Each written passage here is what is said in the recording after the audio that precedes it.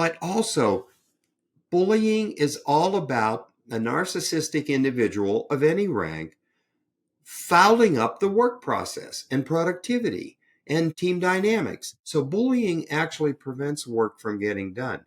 That's the hook that HR can use, because if they can show the documentable harm on productivity, then the C-suite has to care. And if they don't care, that means they're putting personal politics or personal relationships, giving it priority. And they're subordinating the work itself and fiduciary responsibility, because bullies are very expensive to keep.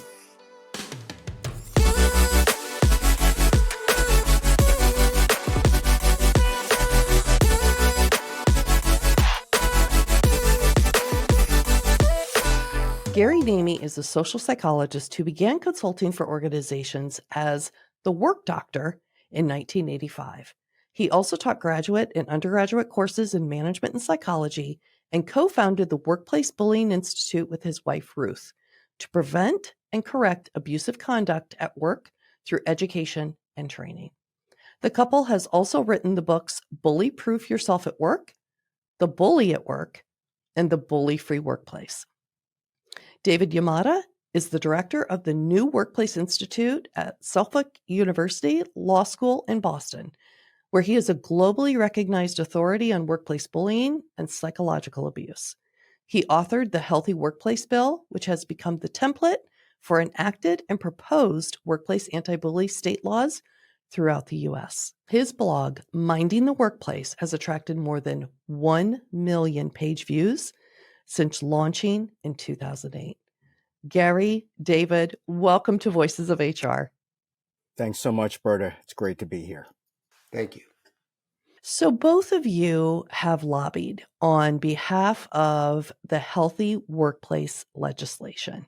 So David, will you start us off by sharing briefly an overview of the bill and where it stands in the process to make it law? Okay. The Healthy Workplace Bill is a template piece of legislation that creates a legal claim for damages for individuals who can show that they have been subjected to an abusive work environment that has caused physical or mental harm. The Healthy Workplace Bill also builds in incentives for employers to minimize their liability by acting preventively and responsively to the problem of workplace bullying, which translated means policies, education, procedures, and then, equally important, actually following through on those policies, procedures, and trainings. It is roughly designed to be similar to the way in which federal employment discrimination law defines a hostile work environment for purposes of sexual harassment. So there's some tracking there in terms of the liability as well as the employer incentives. But basically, it is an attempt to fill this huge gap in the law that leaves bullying situations basically legal in the United States. So I remember when I was conducting research for my book, and I leveraged a lot of the Workplace Bullying Institute data and research. The one thing that really struck me was that all 50 states in the United States have anti-bully laws for schools, but yet not every state has an anti-bully law in the workplace, which to me is just spelling trouble, right? From a trending perspective. How many states actually have either enacted or are considering making this legislation law? We do not yet have a state that has enacted the full Healthy Workplace Bill. In other words, one that gives workers a right to pursue a claim for damages. A handful of states, most notably California, have enacted statutes that direct training and education to employees, but without a liability component. We do also have the Commonwealth of Puerto Rico that of American interest is the one American jurisdiction as a territory to adopt a more full-on workplace bullying law. So it's fair to say we're behind the rest of the world in enacting these protections. We've had the bill introduced in about 30 state legislatures, and that battle, I guess you could say, continues. But this has been, I think, for both Gary and I, an education in the resistance that one gets in introducing this topic and suggesting that bullying at work, when it reaches a certain acute stage, should be the stuff of liability. And we're going to make some progress in that in the years to come, but it has been very incremental. And we'll just have to see what the future brings, but we're going to keep at it. Berta, can I say that it saddens me that employers need to be prodded by a law that would compel action or even incentivize action. David's being very humble. He wrote the text of the Healthy Workplace Bill, and it's very employer friendly. But doggone it, it's a shame that it requires legal prodding to get employers to pay attention to this phenomenon. So it's big. And might I add, workplace bullying, the phrase, does not appear in the draft legislation. Instead, it's abusive conduct. So it's only for the most serious of cases.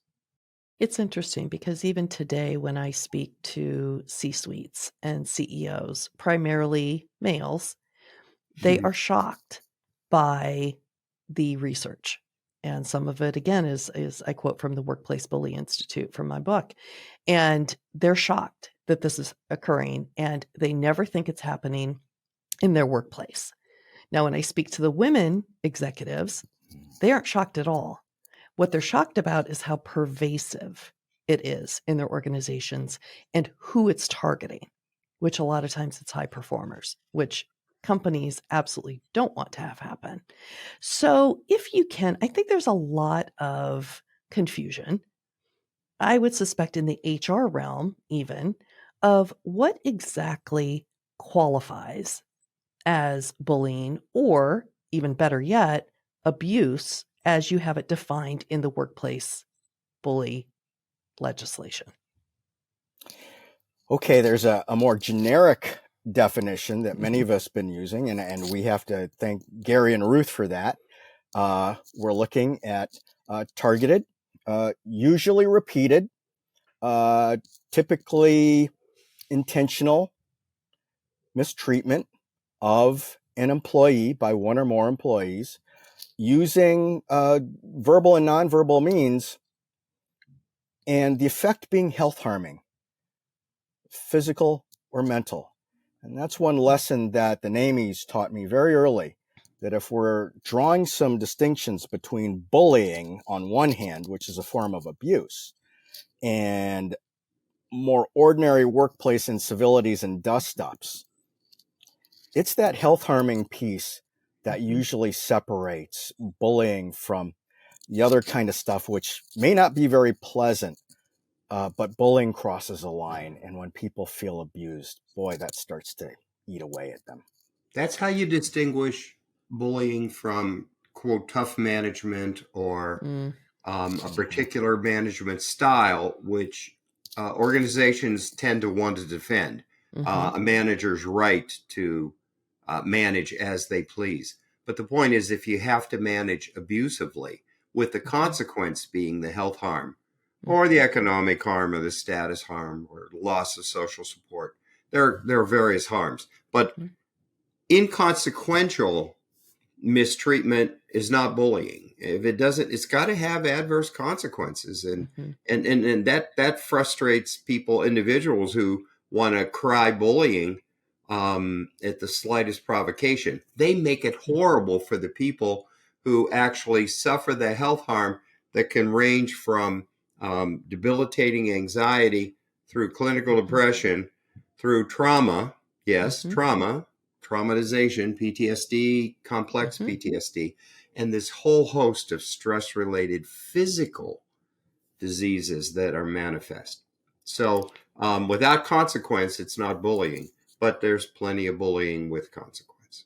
So, for our HR pros that are listening today, as we kind of teed it up at the beginning, most often they feel caught in the middle because they don't feel supported by either policy or their C suite or their key executives. Because unfortunately, sometimes it's not just a manager, it's an executive Mm-hmm. who's the one who's bullying and getting away with it. And HR has no power to remedy the situation. So, how can HR, and you gave us a little bit of a tip there, how can HR truly identify who the perpetrator is and what qualifies as bullying? So I think you covered the what qualifies as bullying. Is it creating a effect on their health? But how can HR sit and listen to two different sides of the story and realize and figure out which one is the bully? Mm-hmm. It's a question of veracity, isn't it? I mean, who's telling the truth here? Mm-hmm. And it sounds confusing, but start to think of who would be motivated to lie and to distort. Now, how do the, the majority of bullying is still done by a higher ranking person than Mm-hmm. someone else. But I think the executives would be surprised to know that from our national scientific survey that 40% of bully targets are managers themselves. Mm-hmm. So they're sandwiched between a subordinate bullying them and someone even higher than them. But non-supervisory workers suffer at a slightly higher rate, but they are not the only targeted group. So the target is caught in the middle. HR is caught in the middle. I partly blame the organization for not giving HR the authority to address someone who clearly outranks them, Mm-hmm. who is in the senior level, senior ranks of management. But the truth is, what can HR do? That's the dilemma. Well, first of all, I don't think it should be just a test of believability. Targets are never believed. We know that from our research. And we know that anecdotally too, because the stories actually sound outrageous, too outrageous to be true. And they're so emotional. And HR, like everyone else who listens, like potentially compassionate coworkers who listen, can get very upset. That's called vicarious bullying in a way. They experience it indirectly. And you don't want to hear all this negative emotion, this flood of negative emotion being dumped on you. So that immediately turns you against the storyteller, who is usually the target. But targets don't lie about all the losses they've endured, all the indignities they've endured, and the personal shame. One of the two players, and it's called bullying, but in its original inception, it was called mobbing. The Scandinavians called it mobbing, uh, connoting multiple perpetrators at play. Bullying starts maybe with a single instigator, but it quickly expands to the work team. And then by the time the person musters the courage to tell the organization and complain, if HR is not on their side, it becomes the institution against that individual too. So it's problematic. So the point is, it's more than a truth-telling test. It's got to be a test of impact. What are the effects on the individual? You're not going to be lying about the health harm. There would be documentable harm. But also, bullying is all about a narcissistic individual of any rank fouling up the work process and productivity and team dynamics. And this toxic uh, Terry Daniel, a friend of ours who wrote the Sherm book on workplace bullying, calls them toxin handlers. And that's what HR is in. That's their role. They hear the stories. They are handling this toxicity, if you will. Well, when these critters come along, they are actually destroying accomplishment of the organization's mission. What are you in business to do? You can't do it now. If it's government service, you can't deliver it. If it's making something, you don't make it as well or as efficiently or in a timely manner. So bullying actually prevents work from getting done. That's the hook that HR can use, because if they can show the documentable harm on productivity, then the C-suite has to care. And if they don't care, that means they're putting personal politics or personal relationships aside, giving it priority, and they're subordinating the work itself. So, and fiduciary responsibility, because bullies are very expensive to keep. So, long story short, HR needs the leverage of showing how work is impacted, and then making that appeal. They need to make the business case, not the personal case. Why do I say the personal case is so difficult? Because the bullying, the perpetrators, have spent time working their relationships up the ladder. They have sought a sponsor higher than themselves, of higher rank, under the delusion that if and when that person, the bully, is complained about, the complainant is the liar. Yeah. And therefore, that ingratiating relationship, that currying of favor, has established basically an ability for the C-suite dweller to say to the complainant, I don't know you, and I think you're lying, because what you're saying Bob does, my bully's always Bob, poor Bobs and Roberts of this world, I apologize, but what Bob says is true, and what you're saying is not. So therefore, that undermines the credibility from the start. But that wasn't by accident. That was by design.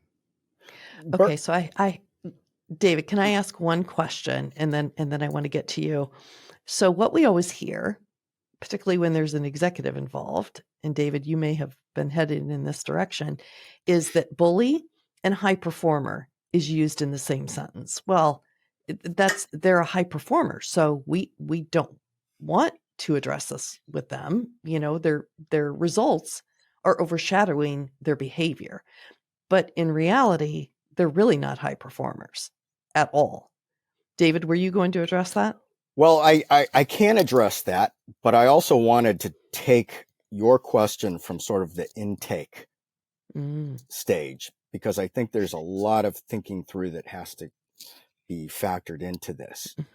Because, Gary's giving us really the psychology of what's going on here between all these folks.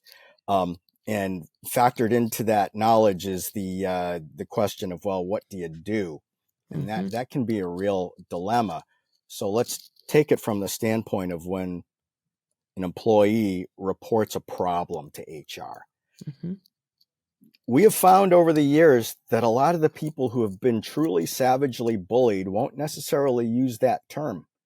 Oftentimes they're not the ones looking to cause a stir or to, pin a label on something, but they're just being treated horribly.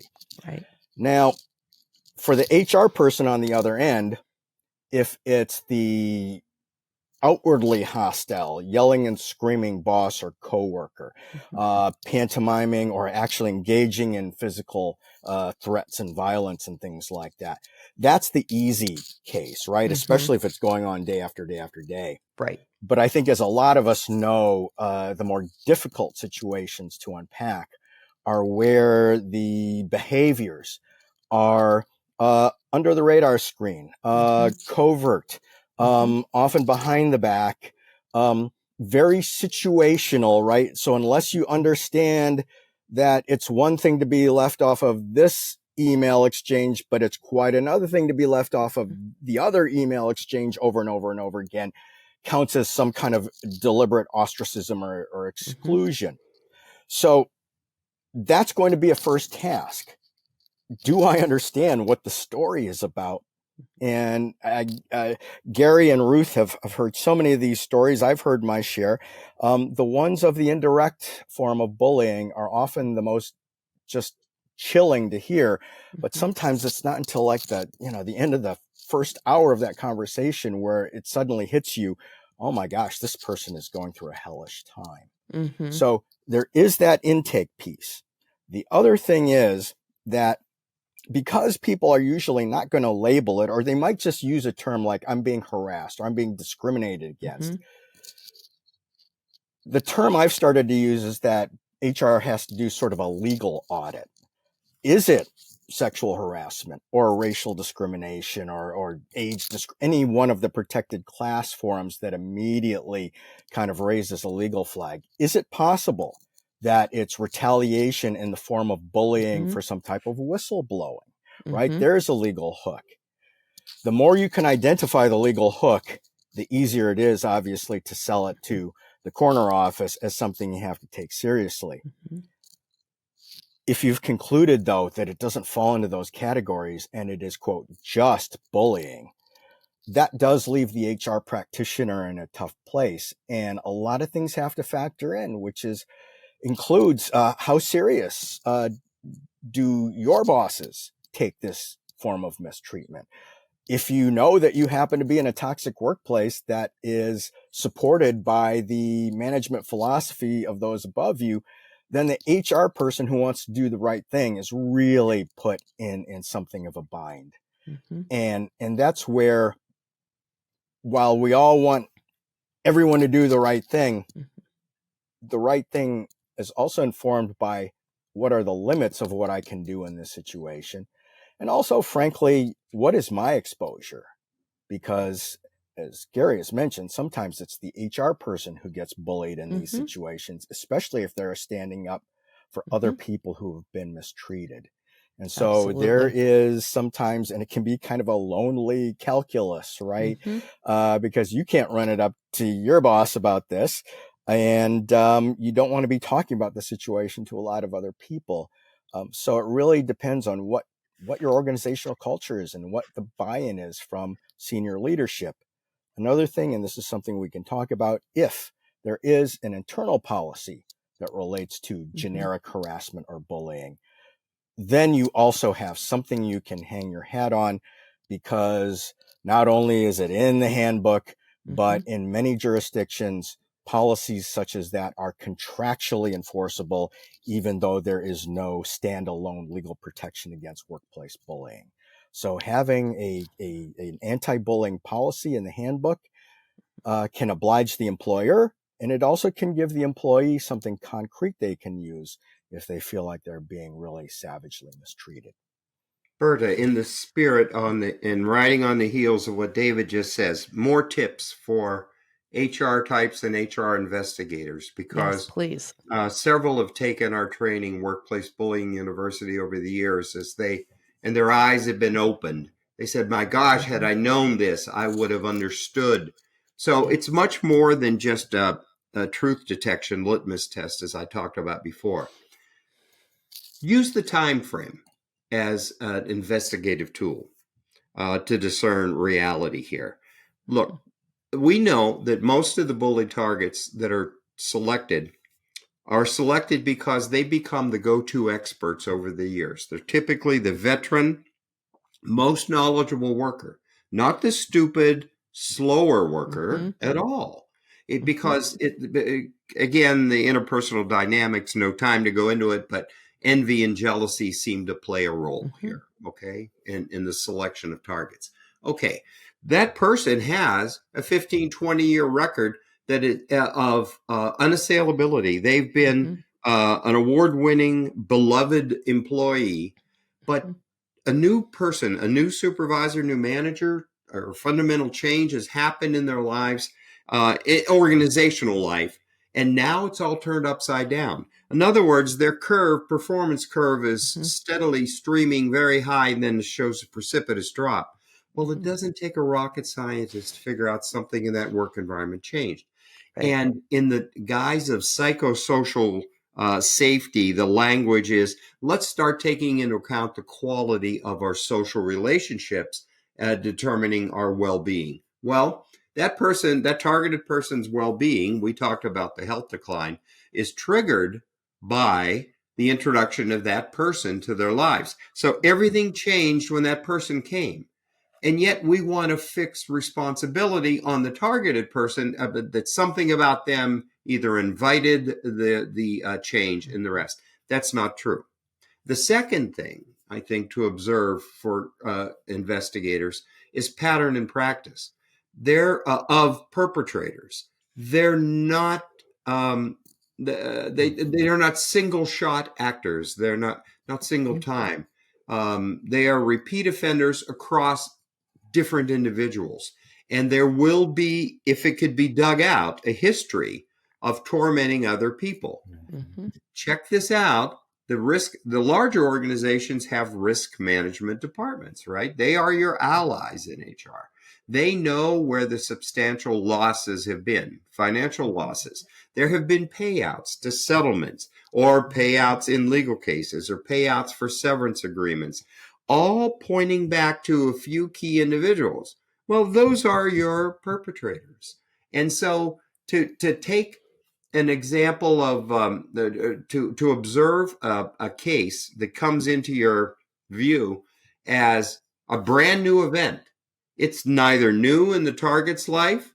I mean, it's new in the target's life, but not in the organization's life. Put it in context. You know quite a bit. Pattern and practice show you a lot.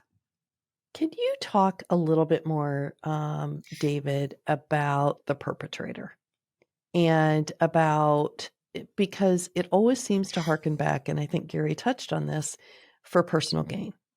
They are actually using the people to bully them. They're also using the organization for their own personal gain. So if you're sitting in HR, you have to understand that they're not for the company, they're for themselves. So can you help us in HR better identify maybe what do these people sound like? What do they look like? And obviously Gary just touched on, they have a pattern of behavior, right? But what else do they do? What do they say? What are some triggers that for HR? Well, I would suggest that you just start with a blank slate at first, because you don't want to make just jump to assumptions, right? Mm-hmm. But that said, it's very likely you've heard things about that person already, just little things coming through the grapevine. And there's some kind of street cred about what those reports are sounding like. But I tend to divide the bullies into, kind of two broad groups. There is some overlap, but research done by all sorts of organizational behavior folks and have showed that there is some correlation between the frequency of bullying and when we hit economic downturns, right? And one of the combinations we get is when the C-suite is pressuring mid-level managers to do more with less. The mid-level managers might not be skilled enough to process that, and they turn out to be bullies to the rank and file, thinking that's the best way to, kind of get more out of them, right? To more motivate with less. And I have to say, that's when you step back and go, gosh, that could be any of us, who just didn't handle the situation right. Maybe felt pressured and we let those stressors roll down on those who work for us. By contrast, the situations that really scare the daylights out of me, and I give all the credit to my friends and colleagues in psychology, the folks that scare me are the ones that do suggest at least some presence of a personality disorder. Gary mentioned severe narcissism. I think that's one of the leading, kind of candidates there. We also see sociopathy, psychopathy, really bad stuff where some pretty messed up people find their way into positions of responsibility. There's some research suggesting a correlation between the higher one goes up on an org chain, the more likely the presence of these characteristics. So there is something about power that attracts people who may be of certain personality types. And so you may get somebody who is very bombastic and loud and obviously that overt type of bully. But again, the ones who scare, at least me, are the ones who are the silent and really abusive ones who are really smart at what they do. I find those people are master planners. Gary mentioned they're really good at cozying up to those above them. Mm-hmm. So that when the reports go to their boss about alleged bullying, the boss is just like, I can't believe that. And to use Gary's favorite, Bob, I can't believe Bob would treat anyone like that. Right. Boy, that's when it gets really difficult, because the bully's boss may have a completely different view of that individual than the underlings. Absolutely. In David, short, let me jump in right here. There's an additional enabling factor that research consistently shows. It comes out of the study of styles of destructive leadership that American researchers don't explore, but they certainly do at the Bergen Bullying Research Group. Laissez-faire style of leadership in the C-suite. That executive team that's going to treat these complaints with indifference or look the other way, or God forbid they would actually implicitly or explicitly reward this kind of behavior, they're the enablers. So you couple that profile David just gave you with that style of person, to which we have to add a third trait, personality trait package that I use in legal cases clearly is called the dark triad. He hit it: narcissism, psychopathy, and Machiavellianism, just a willingness to exploit other people. Yeah. You take that style of person who, when they see an opportunity to aggress against someone else, will seize it. First of all, they see it, and other people don't, who are not like them. Then they seize that opportunity. Then they have the laissez-faire leadership at the top that basically gives them carte blanche. And that's a recipe for disaster. So as David said, it's always personality by situation, interaction. And the situation would be the organizational characteristics that enable it. Let's say that you have an astute HR individual and someone comes to them and tells them that this individual at a higher level is bullying them and lays it all out. And let's say HR does perform an investigation and they do figure out that this is all true, that the person is doing this. It's against their company policy. It's written in the handbook. They have an anti-bully policy. Number one, what does the HR person do next with the bully? And number two, how do they react typically when they've been found out? Gary? Anger at exposure. How dare I be exposed? They actually lash out. And if you try and hold them accountable, they'll either quit on the spot because they're not going to let an organization do that. But you put that out there as if that would be the natural finding. We've found that's not the case. The findings are almost always of nothing. We see nothing. We toss up our hands. It's written off as personality conflict or conflict in style. And so they get to continue.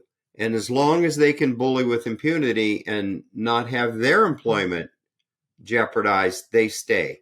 The target, on the other hand, we know from both the research from the self-selected sample research where I pulled targets themselves and the national surveys we've done of all adult Americans, between 67 and 77% of targets lose their job. That's what stops it. So it's imbalanced. It's disproportionate effect, negative impact on targets.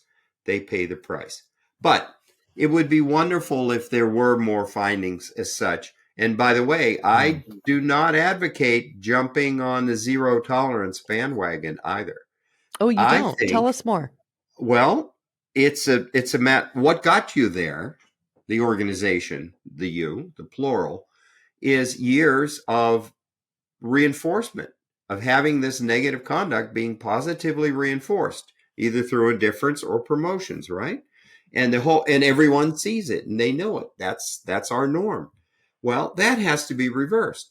And I'm going to harken back to an old management fad talking about organizational learning. Is this an organization that can change its stripes? So in order to do that, there should be some tiered remedies, certain corrections for first offense, second offense, and the rest. But I also advocate not focusing on retribution. That's just one type of justice. I think you should go for Restorative justice. I think you should focus more on healing. The target needs emotional support. Mm-hmm. The work group who witnessed it needs to have their trust restored and their safety restored. And here's the killer of all, the thing that I can make the difference between a compassionate learning organization and an ignorant one. Why don't you take that bully and get them help? Don't send them off to anger management. Find a way to query them about why they do what they do. Mm-hmm. So you can peel away the layers with the initial cover story being, I'm only doing what I'm told to do, or I only do what I understand to be the role. This is, after all, isn't this management? All the way down to, yes, I am having family pressure. Yes, I am having financial pressure. Yes, I have had personal loss in my family. You don't know what triggered this, but nobody asks them, actually. And then you can work with them. I don't say discard the bully at first blush, at first trial or first offense, or confirm violation of a policy. And Berta, you give organizations way too much credit for having an anti-bullying policy. Less than 5% do. We get that from targets. But the point is, why would they? There's no law yet, right, compelling the policy. Anyway, but I digress. The point is, let's try and heal everybody. Let's try and help and explore, because that person may be salvageable if you can change their expectations, but also provide the emotional and intellectual support that they require. Just to be listened to is something that we all need. And So that would compassion. include the bullies, but nobody thinks of talking to them in that way. And that's why they stay in their position of authority and lord over other people, continuing on. But beneath that, there's something wrong with someone who sees a strength in another individual and decides to attack them rather than learn from them. Yes. Yes. Berta, there's one more scenario that I'm starting to see more of, and really it's coming out of the Me Too movement and other situations where the first, second, third, fourth, fifth allegation may have been neglected, dismissed, set aside, but then something just happened, some type of circumstance where the organization can't ignore it anymore. And that puts HR in more of the driver's seat. If there's legal liability, absolutely in the driver's seat. But even if it's bullying falling outside of legal protections, there may be some leverage. And I just quickly want to share a story. Here in Boston several years ago, we have a public radio station, and there was a very popular on-air host. It was alleged, it started even breaking in the news, that workers were accusing him of creating a hostile work environment. And that term usually associates with sexual harassment, right? But there was also there were also reports that not all of the harassment was sexual, right? So that now we're talking bullying type. So here's what the radio station did, and it shows what happens when there is legal exposure or not. They hired a law firm to investigate the allegations of sexual harassment. They hired a separate consulting firm to investigate the reports of bullying type behaviors. The law firm came back and said, you know what? There is not sufficient evidence here to suggest that this employee is committing legally actionable sexual harassment. The consulting firm came back and said, oh boy, there's a lot of the generic harassment, aka bullying, going on. And the radio station terminated that on-air host, even though this was a very popular, ratings attractor, because they determined that it was so debilitating and so wrecking of morale that it wasn't worth their while to keep this individual. So therein is a lesson, right, of how one company bifurcated what's legally actionable, what's not. But then they came back and decided to make a personnel change based on the fact that the bullying was too severe, and they made a judgment call. And I'm sure that that was well received by the employees. I guess 2 points there. Number one, the bullying, even if it happens behind closed doors, somehow it does seep out into the organization. Yes. And other people are affected. And when you start tainting your talent pool of employees, it's going to affect everyone. Mm-hmm. And you are going to see a decrease in productivity. You are going to see a decrease in loyalty to the organization. It does affect the organization. And you'll see the turnover, your use of talent. There will be talent flight. Yes. Yes. And number two, this gets back to my question that I had for both of you earlier, which is, can an individual be a high performer and be a bully at the same time? And the answer is no. You first, David. I would say yes on certain measures. Another anecdote, big law firm that I was familiar with, one of their so-called rainmakers, the guy who brings in all the clients and all those big retainers, was also just a really toxic bully. That law firm brought in an investigating firm, and actually they terminated that partner. Wow. So at least from a financial standpoint, somebody can be a, quote, high performer, right? In terms of, business acumen and billings, and in some cases, as we've heard with very high profile cases, very creative people, right? And they can be really good on that end, but they can also just treat people like absolute dirt. I worked with Nobel-nominated scientist who shall remain anonymous as part of this program we do called Respectful Conduct Clinic, basically bully boot camp, where I'm brought in. I'm the alternative to anger management. Beat them up, but we're not allowed to terminate them, right? But because they are the revenue magnet that David referred to, they bring in too much money. But the truth was that we got those kinds of questions I said that need to be asked of the bullies. That's what I do.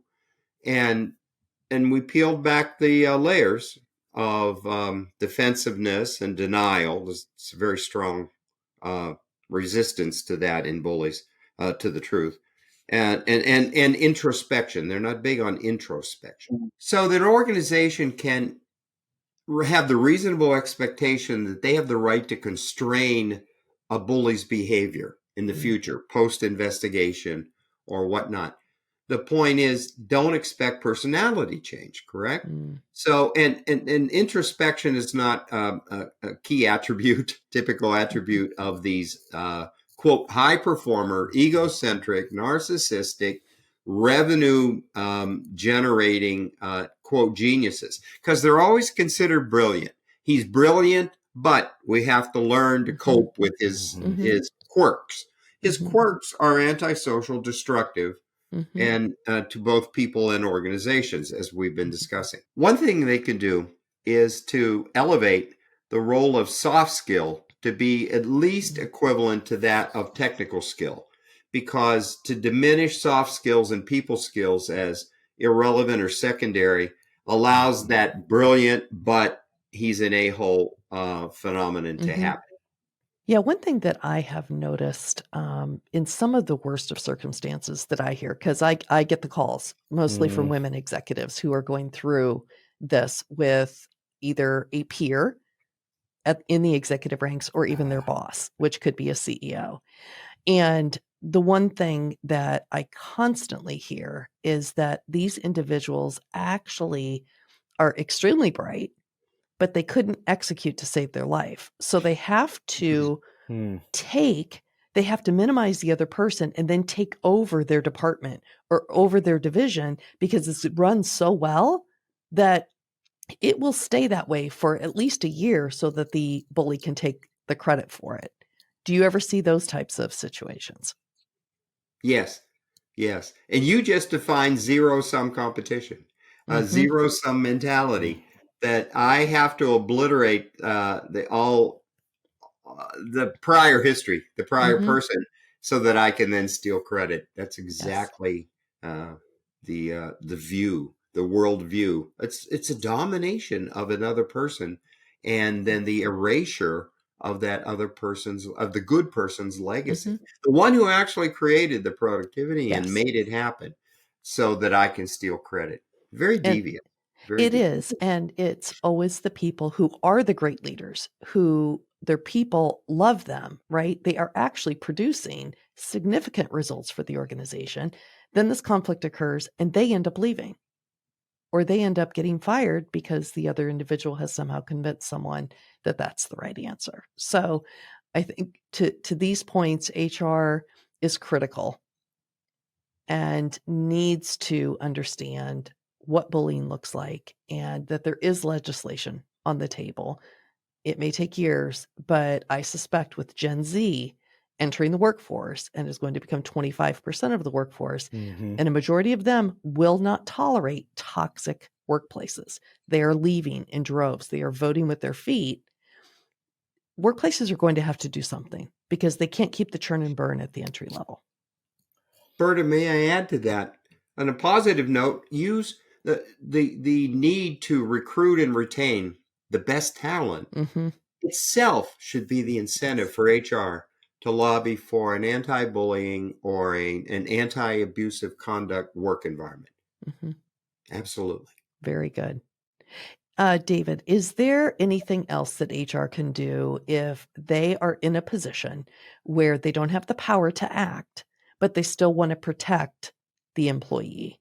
Are there one or two things that they could do to help that employee navigate through this in a positive way?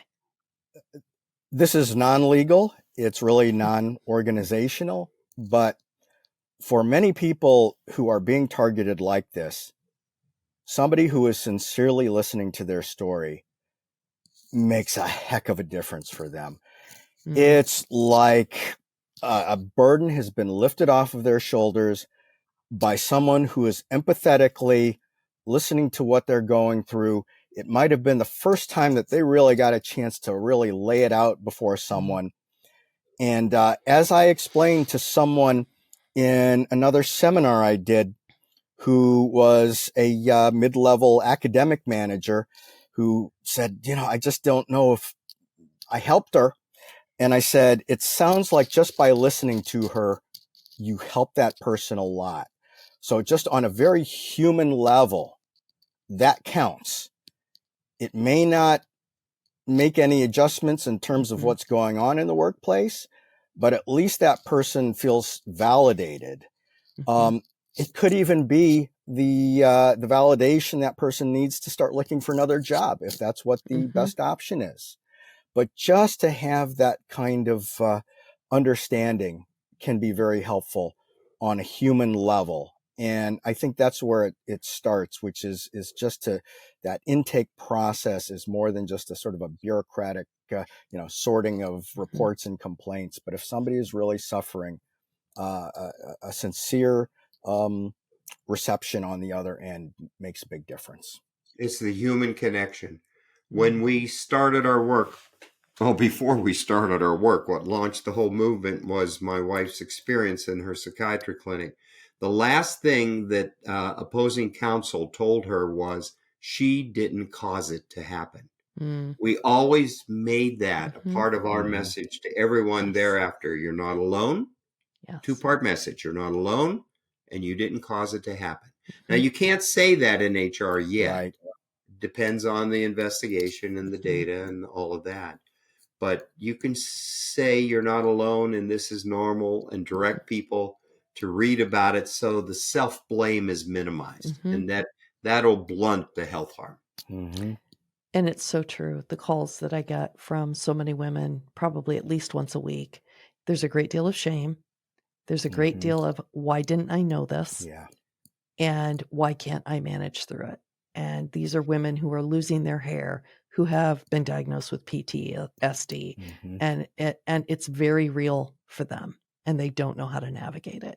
So I'm glad that all of us are advocates for them in the workplace. Yes, and that very scenario suggests something else that I think certainly Gary and Ruth have found, and I've seen, is that unfortunately a lot of people wait too long in the course of abuse to start acting upon it. So if they're seeing that you're an expert in this and they're going, oh, maybe I'll reach out to her. It's reached an acute state when they're talking to you about severe health impacts, right? And I think that's part of the, early warning kind of mentality that we have to promote, just as, educating people about sexual harassment, right? Put that on people's radar so that they had a better sense of whether or not it was sexual harassment, or if it's, an inappropriate joke or a past that was sort of clumsy, as opposed to, no, it's crossed a line.